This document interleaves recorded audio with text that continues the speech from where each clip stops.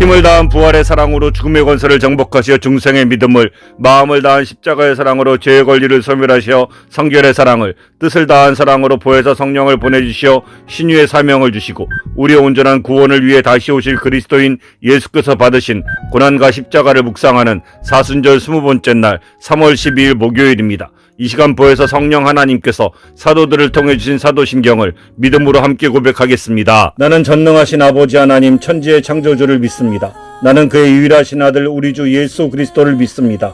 그는 성령으로 잉태되어 동정녀 마리아에게서 나시고 본디오 빌라도에게 고난을 받아 십자가에 못 박혀 죽으시고 장사된 지 사흘 만에 죽은 자 가운데서 다시 살아나셨으며 하늘에 오르시어 전능하신 아버지 하나님 우편에 앉아 계시다가 거기로부터 살아있는 자와 죽은 자를 심판하러 오십니다.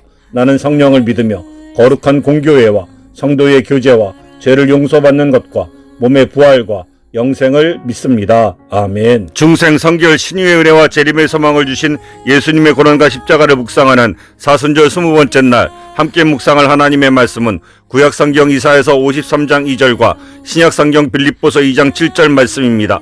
그는 주 앞에서 자라나기를 연한 순 같고 마른 땅에서 나온 뿌리 같아서 고운 모양도 없고 풍채도 없은즉 우리가 보기에 흠모할 만한 아름다운 것이 없도다. 아멘. 오히려 자기를 비워 종의 형체를 가지사 사람들과 같이 되셨고. 아멘. 오늘 우리가 이사야서 53장 2절과 빌립보서 2장 7절 말씀을 중심으로 묵상할 제목은 비천한 모습으로 온 여호와의 종과 사중복음입니다. 사순절 넷째 주간의 목요일입니다. 오늘 우리는 우리가 기대했던 영웅의 모습과는 전혀 다른 메시아의 외형을 묵상합니다. 이사야 선지자는 오실 메시아가 고운 모양도 당당한 풍채도 없을 것이라고 예언했습니다. 마치 마른 땅에서 겨우 돋아난 뿌리처럼 연약하고 보잘것없는 모습입니다. 바울은 이를 자기를 비워 종의 형체를 가지신 것이라고 설명합니다.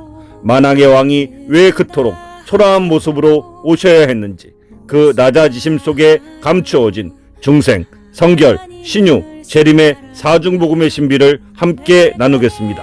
첫째, 중생은 외모를 보지 않고 중심을 찾으시는 부활하신 왕을 믿는 것입니다. 고운 모양도 없고 풍채도 없은즉 우리가 보기에 흠모할 만한 아름다운 것이 없도다. 중생은 겉모습과 조건으로 사람을 판단하던 세상의 눈이 가려지고 초라한 십자가 속에 감추어진 하나님의 생명을 발견하는 것입니다. 왕이신 주님은 화려한 왕관 대신 가시관을, 비단 대신 피 묻은 속옷을 입으셨습니다.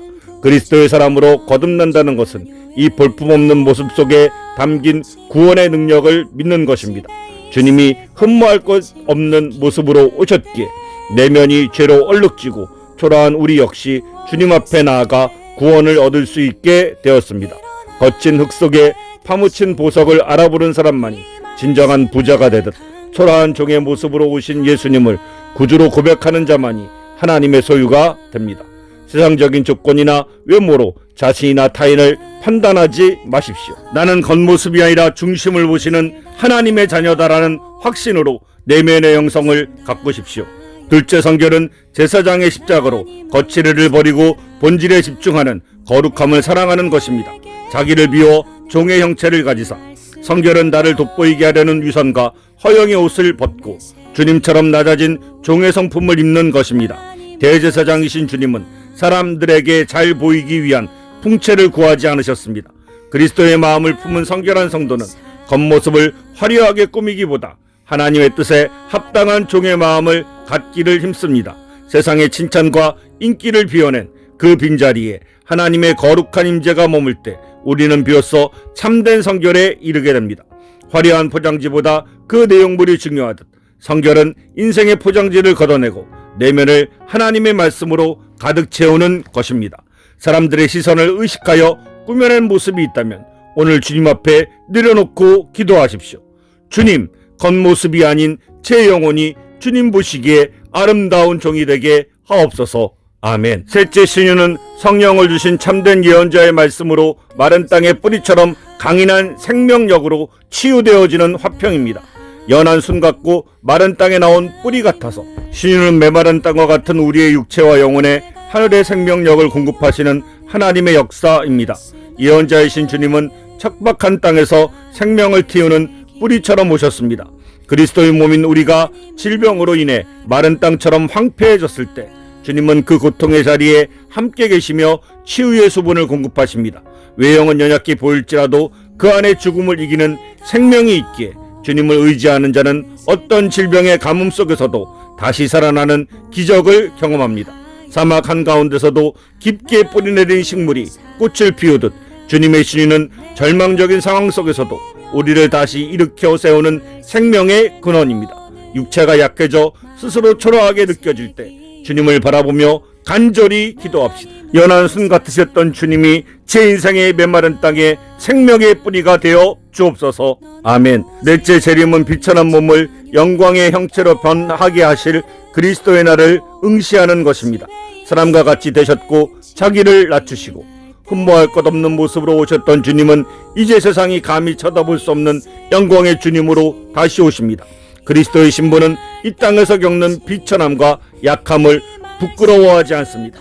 다시 오실 신랑 예수님은 우리의 낮은 몸을 당신의 영광의 형체와 같이 변하게 하실 것이기 때문입니다. 오늘 우리의 모양 없음은 장차 나타날 영원한 빛으로 보상받게 될 것입니다. 보잘것없는 애벌레가 허물을 벗고 화려한 나비가 되어 하늘을 날듯 주님의 재림의 날에 우리는 모두 비천함을 벗고 영광의 형체를 입게 될 것입니다. 세상의 기준에 미치지 못한다고 낙심하지 마십시오. 나는 장차 주님의 영광에 참여할 존귀한 신부다라는 소망을 품고 오늘을 묵묵히 인내하십시오. 주님의 마음을 닮은 사람이 됩시다. 풍채와 모양을 버리고 가장 낮은 자의 모습으로 오신 주님의 비움을 본받아 우리도 중생, 성결, 신유, 재림의 사중복음의 은혜 안에서 내면의 진실함과 생명력을 지닌 성도가 됩시다.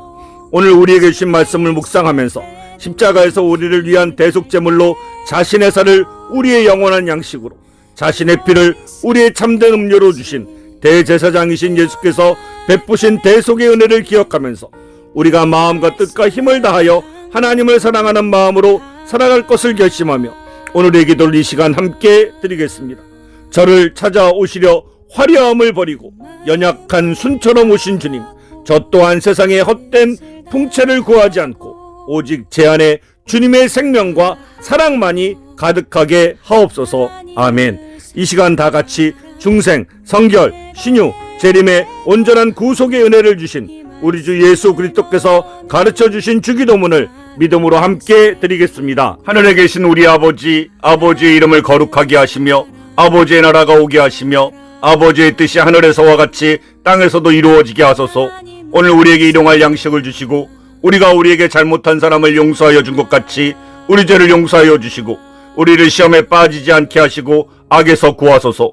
나라와 권능과 영광이 영원히 아버지의 것입니다. 우리가 마음과 뜻과 힘을 다하여 하나님의 거룩한 사랑의 약속드린 십계명을 순종하고 지킬 것을 결심하며 함께 낭독하겠습니다.